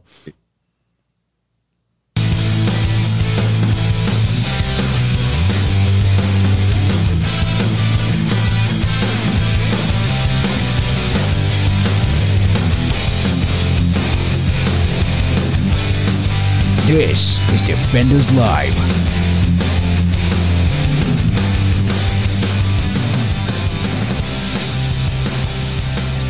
And to answer your question, no, she's not really well, she's kind of like in between. She's Right. a good mid-level there where she wants to be social when she wants to be social, but she doesn't want to deal with people when she doesn't want to deal with people, and she just walks away Right. from it all. It's kind of that weird in between level where she's probably more like me where she's very introspective, but then she forces herself to be social to make it seem like she's normal. She's an introverted extrovert. Yes. Well, she's an extroverted introvert. That's what I said. Right. Then she would like it. Dispatch is kind of like a super quiet workplace. It's not a loud and obnoxious like you would believe. Yeah, she would like it, and I'm pretty sure she would. I mean, if you want to do it, cool. That's awesome. Go for Yeah, it. they give you like 8 computer screens. Right. And then Seriously. and all you do is just sit there unless there's a call come in. Right? Sit there, and Right, wait. right. Drink your coffee, have fun, wake up, Piece of cake job. Yeah. stay awake. But yeah, she wants to Right. do that and go through that line. I'm like, yes, get to it. Yeah. So But going back to the subject of the Yeah. Virginia election, yeah, Yeah. you know, so that was kind of like an interesting contrast that happened where the left have been focusing on minorities, immigrants, illegal population, those who are like visibly vulnerable because they look different, you know, like you can make Right. them out to be from another race. Right. So they banked on that, and the Virginia election just shell shook the Democrats to their core, because if they would have found out that all those illegal immigrants going to be voting Republicans, they'll build a wall tomorrow. Oh, yeah. right. Okay. And Like, actually, that's a and funny thing already that you say started. that because they started doing that again. They started doing that, and the excuse is so stupid. Right. It's like when they ask them, like, "Hey, why are you guys doing that?" Like, "Oh, we're just cleaning up." We're cleaning up. Like, what are we expecting? Visitors? Right. On this side of the board? Right. Like, do we have guests coming in? Yeah, you know, like, what are we somebody get the cleaning Windex. Right. Because it's safer, you know, like, because it's safer. That part of the river where they're going to cross, there's a lot of illegal immigrants. They drown in that river Yes. because of all those nightstands and shoemaking metal equipment that they're bringing with them. Right. And they drown. So we want to make it safer. Right. So you build a wall to make it safe. Why don't you just build a bridge? Make it easier for them. Right. Why do you have to lie? You know, because the Virginia election, where you have, they went from 100% blue for the governor to 100% red for the governor, then the lieutenant governor is a Jamaican woman who believes in the Second Amendment and also Republican. The attorney general, okay, Jason Miyares, he's Cuban. He's from Cuba. Yep. Like, you can never get such a diverse complexion of government that for saying the state was majority blue and voted to Biden for record numbers to flip that hard. Do you know why? Because minority population, Hispanic population, they are really, really smart. Yep. Yeah, they have to be. They have at least 3 languages. You cannot bullshit the Hispanic population at all. If you promise them 1,000, you better hand over 1,000. Oh yeah. Oh yeah. Don't give for them sure. 990. No. You can never bullshit them, and they will catch you and they will call you out on it. And this is what happened. The Democrats promised all these miles of dreams and prosperity, and they got nothing. And do you know what the Hispanic population did? It's like, we're not stupid, and they exercised their 30-day return policy. Yep. It's like, this doesn't work.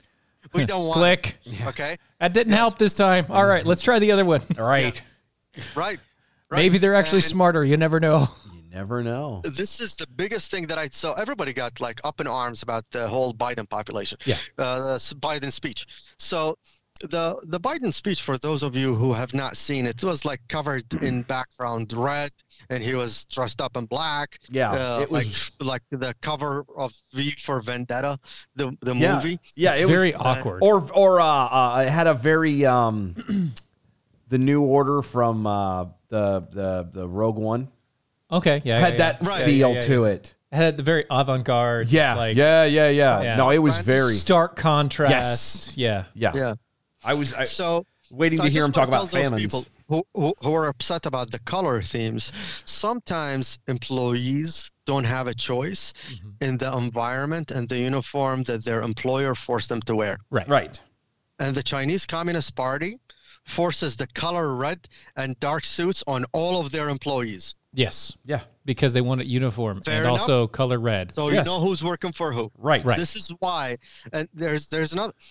What is the biggest threat to a politician? The biggest threat to a politician is a united country. Yes. That's the biggest threat to a politician. They won't have a platform to run on. At all. If the entire country is united, the politician will have no causes to fix for you. Right. Because that's the whole point of being a politician, they think, is to be able to fix problems. Right. Well, no. Do you know the that entire the point of couple being a months- politician is to make money Well, yeah, but I'm saying Right. off they, of other people's. I'm talking about what off they. of other people's pain. I'm talking about what they convey to other people. Right. Sure, that's But a lie. what happened in the last 2 months, last 3 months, between the abnormally large gas prices Right. and the cost of living going up, government is forcing electric vehicles on everybody. Now they're telling you, if you have it, don't use the grid to charge it. Now in Colorado, there's this guy who wanted to lower the temperature in his house because it got too hot. And Couldn't the do it. thermostat from the state told him, no, you're locked out. You cannot lower the temperature beyond this point. We Yep. don't allow you to do that. They had a smart- regulation yeah. from the state through the smart meter and through the smart thermostat, and the company itself was like, nope.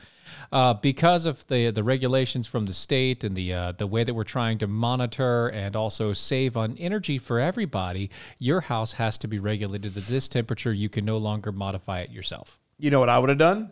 I'd have went to Walmart, got a window unit. No, I'd have gone to Walmart. I'd have gotten right my own thermostat. regular thermostat. Take the old one off One and of put those the. with a toxic mercury bubble in the middle. Yes, I'd have gotten the old Yeah, tiny of one. those. Yeah. Like, what do you think going to happen in 2035 when California is going to force everyone to electric vehicles? And now you want to protest or riot, and the government's going to turn off the vehicle so you cannot leave your own driveway. It's like he's been listening to us. I know, right? It's funny how It's literally we talk about all of these things. Actually, no. Here we go. seriously, our new best friend. I'm telling you, the guy's crazy. like, This is great. All right, so I got a story for you, okay? And I'm sure that you already have the punchline for it, so don't worry about it. But it's just here, okay? Here's the story. okay. Black Lives Matter grassroots activists filed a lawsuit against the heads of Black Lives Matter. Good. for siphoning $10 million of donated funds. That's it? Into his consulting firm. That's it? Not for... wow.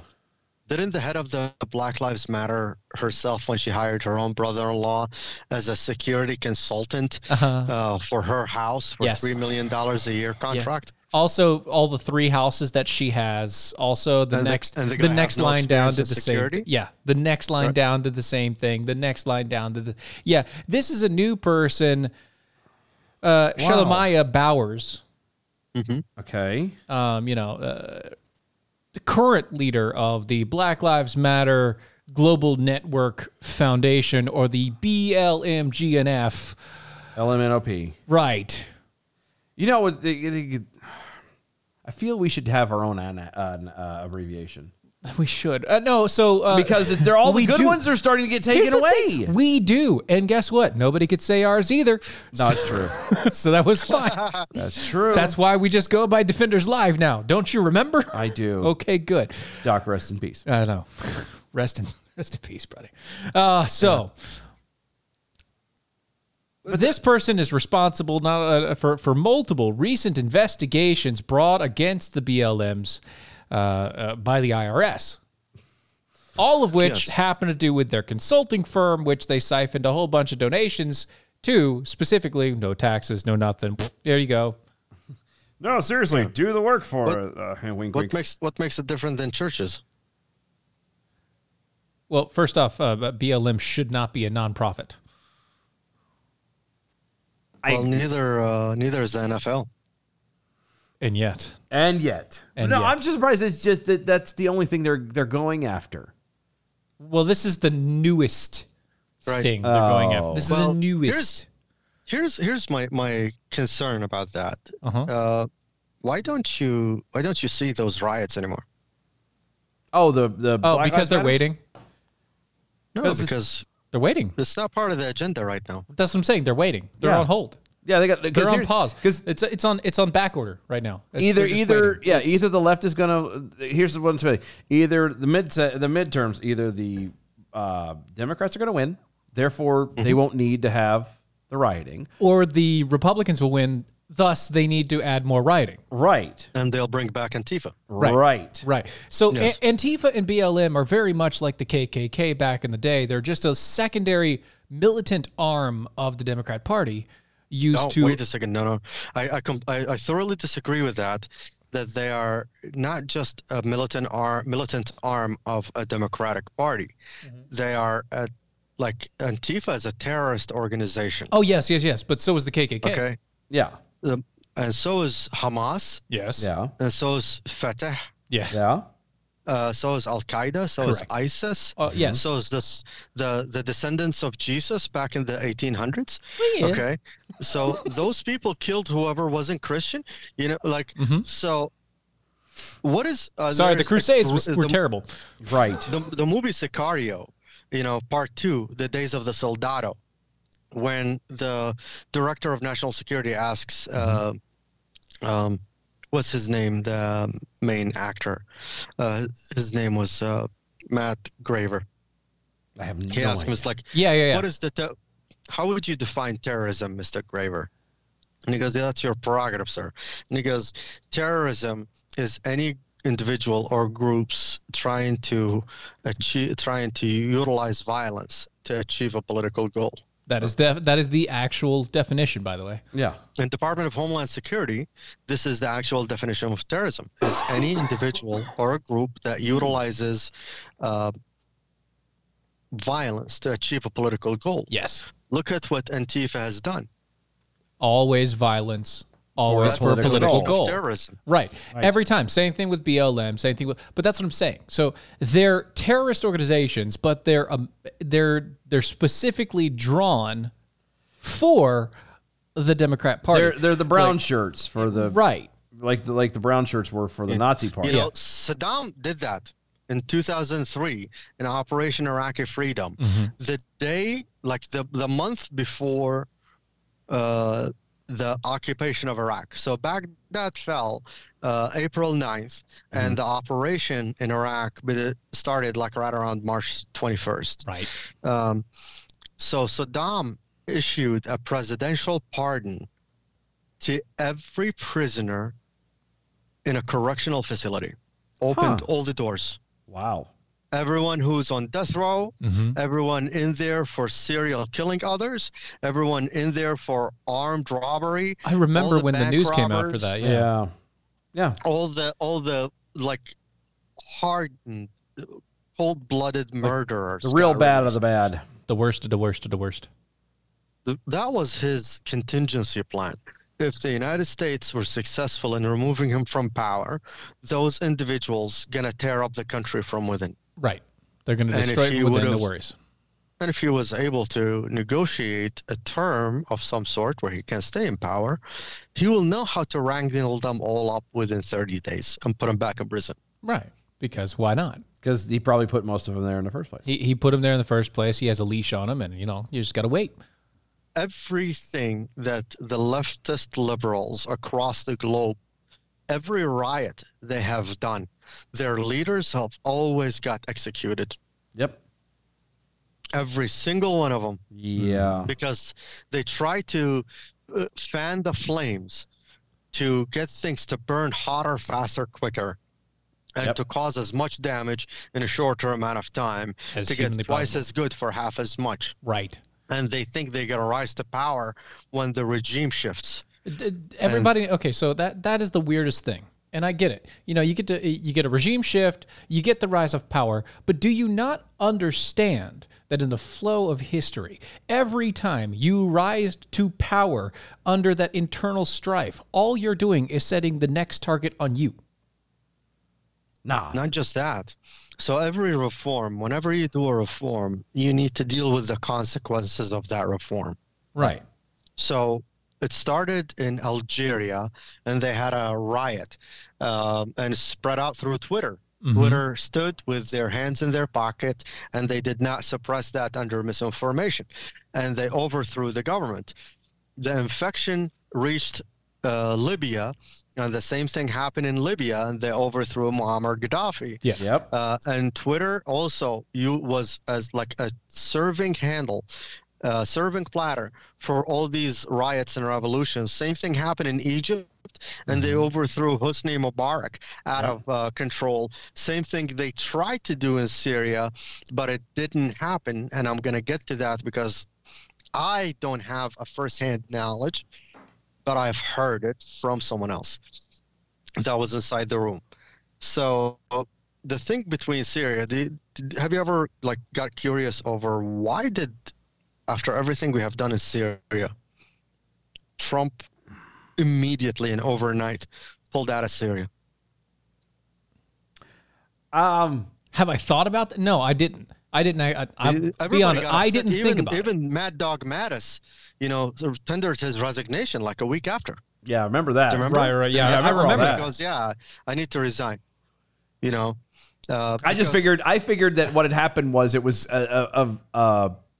a better case scenario situation of Benghazi. They were doing some kind of underhanded crap that they shouldn't have been doing, similar to what they did in Benghazi, but instead of, like Benghazi, what happened there and the loss of life in that situation, He pulled out. they was like, no, this one's still being maintained, and Trump was like, oh no, that's what that is. Get out. We're done. We're not doing that anymore. That's what I thought. Trump was on the phone with Recep Tayyip Erdogan, the president of Turkey, for about an hour. Nobody knew what that conversation was about. And Trump hangs up the phone, and he orders the entire U.S. military out of Syria. Wow. That quick. What I think it had to do with the Ottoman Empire, currently known as Turkey. Back in the day, it was the Ottoman Empire. Right. They invaded and occupied the majority of the Middle East, all the way up to Egypt. Well, yes. And Iraq is directly south of Turkey. Okay. So when the United Kingdom, England, gently asked the Turks or the Ottoman Empire to back up to their own countries and their own borders, they refused. Yeah. And They said no. They said no. So the United Kingdom literally fought the Turks back across the border, back into their territory. Right. Yeah. So they instituted a ban on exploration and prospecting for petroleum for 100 years. Yeah. That was back in 1922. Yeah. But so the worst That part. Okay. ban- So That comes this up. year. Yeah, great. yeah, that's great. It comes up. It's up now. It's up. Yeah. Yeah. Now it's up. See, that's the thing. Everybody blames America for a lot of these problems. Now, No, hold on. I was going to say, we're not perfect at it. We We're not probably perfect. played We a did hand in it We somewhere. played a big hand in a lot of things, but nobody thinks about all the underhanded bullcrap that the UK did in the Middle East and in the Indias Right. that were like 100, 200-year contracts that all of them are coming up right now. All of them. They're all coming to play. Why do we have so many different sections of the Middle East when it all used to be the Ottoman Empire? That's because of the UK. They divided the countries up. They made the tribes fight each other. They forced them into positions where they had to fight. That was it. Yeah. I think so. The United Kingdom has 26 colonies and territories. Or I should say they had. I was going to say. Reinstituted. Well, Australia is still a territory to the United Kingdom. Canada is still a territory to the United Kingdom. They're more French. Right. So any country that doesn't have a president that was under some sort of an occupation of the United Kingdom at some point. Yeah, right. They have a prime minister or whatever. Like Canada has a prime minister. They don't have a president. Yeah. Who's the president of Canada? Queen Elizabeth II. Right. Because she's on the money, too. Yes. Yeah, same thing with Australia. Right. Yeah. Which, Still is, again, though, I still say the Canada thing's weird considering the fact that, Prime Minister Blackface? they're all French. Right. They're all French. They're French Canadians, But they use the English monies. right. It's really weird. Right. I don't fully grasp that. Their English heritage. So just like how people like in El Paso and like Allentown Yep. and Texas, they're deeply rooted into the Hispanic culture because for so long they were intermingling with each other, most like cousins on both sides of the border. Right. Yeah. It's really easy to kind of have people that can convert pesos back to US dollar back and forth. Oh, yeah. It's great. And food and culture, etc., numbering systems. So yeah, this is what was the remnants of what happened with Canada. But we have a problem. The problem is, I don't know if you guys know that the port of Long Beach in California, Yep. it doesn't belong to the city of Long Beach or to the state of California, right? I actually never looked into it. No, Yeah, I didn't know that. I've never paid attention. So it's like the second biggest after LA and New York ports.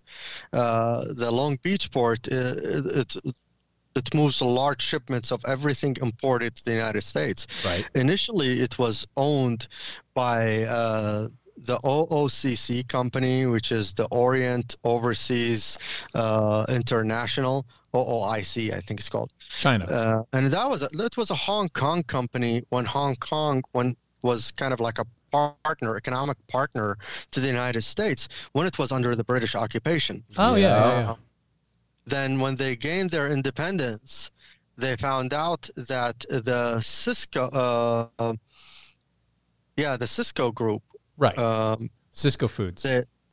Not Cisco Foods. Distributions or? So it's not... not Cisco Computers, but like Cisco Distributions and Trucking. Like Cisco Trucking. Cisco Trucking. Yeah. Not Cisco Foods either. Right. There are different ones. I think it's called like CISCO. Right. Oh, okay. Yeah. So it's a Chinese shipping company bought 75% of OOIC, Overseas Orient International. So this effectively made the Long Beach, Port of Long Beach is owned by China. Yeah. Oh, And good. so Good. we saw that there is a threat on our economical security by the Chinese government. So we forced the sale of Long Beach to the Macquarie Group out of Australia. And now China just owned the majority of the Macquarie Group in Australia. They're trying to own our beaches again.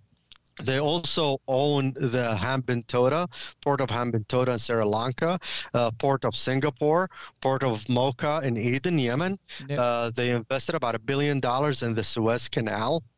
And they bought the Port of Piraeus. The Port of Piraeus is a pearl of the Mediterranean. A lot of people got upset, and a lot of governments got put on alerts after China owned 100% of the Port of Piraeus. Because what could go wrong? What I could mean, be it's wrong just there? I mean, it's China. just China. They're fine, right? They've been around for thousands of They know what years. they're doing. I mean, They've been around they for- have more people than anybody else, so they have to know something. Yeah, they've been around for thousands of years. They're by far the oldest. They have the oldest written culture. systems. Right. It's like they have to know something. Right. You don't survive that long and not know a thing or two. Did you know that the Homeland Security foiled an operation in the middle of the pandemic? So you know how we suffered a severe shortage of gloves and masks and protective equipment? Yeah. PPE. Yep. No, I have no idea about that because I didn't worry about buying it. Right. So no, I mean like first responders. Yep. Oh, yeah, hospitals yeah. couldn't get gloves. Yeah. You guys I can remember all that. So we discovered that so China, the Bank of China, there are 4 main banks in China Yes. that controls every major loan that operates outside the government control, which means outside of China. Yeah. So every nail salon in the U.S., every dentist in the U.S., every masseuse in the U.S., that was a Chinese national operating under a Chinese bank by a loan from the Chinese bank. They were put on a threat that these loans going to get called out within a week if they don't start purchasing and shipping as much PPE as they can, and they will get reimbursed. So when you go to a medical company to order medical equipment, look how deep this rabbit hole goes of China caused this massive virus that bleeded its way in here, and now they went under us and tried to deprive us of way to protect ourselves from it. So it's almost like firing bullets at you and with the speed of light coming in and stealing your bulletproof vest. Yeah. Okay? So apparently all those people, all those clinics, they were ordered by the CCP to actually start shipping pallets of gloves, pallets of masks, goggles, whatever, okay, back to China. And that it was going to get shipped to Texas. It was going to be shipped from Texas via containers back to China. And that got foiled. All medical providers that used to order, anybody who works in purchasing, ask them. During the pandemic, ask anybody who used to order gloves for a fire department, for an ambulance company, for a hospital. Tell them what happened when you put your order of 10 boxes of gloves. What did they tell you? Wasn't All there? the company. Henry Schein, one of the biggest medical suppliers in the U.S. Boundtree, one of the biggest medical suppliers. McKesson, one of the biggest medical suppliers in the U.S. They went on allocated only.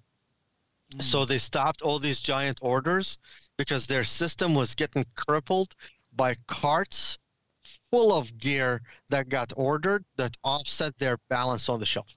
Wow. I'm not surprised. I'm not either. I mean, I said, they knew it was coming.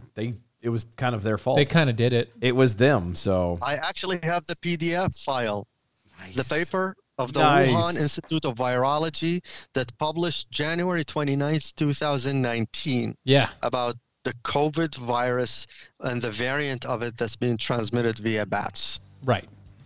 And even then, it technically wasn't bats. It wasn't bats. They did. No. It wasn't bats. But hold on, but they were told they were bats. No, Bats, they bats, injected bats, and people with the virus, and then they let them out into the world. No, it was I the actually have a story about how rickety the Wuhan Institute of Virology, but I guess that's for That's for another day. That's for another day. for another day. Yeah.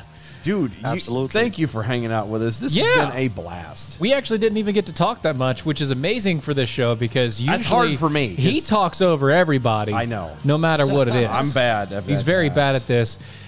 I'm sorry. I talked a lot this time. No. You're the guest. Thank You're you. supposed to. Thank you. You did This the is right about thing. you, sir. You did the right thing.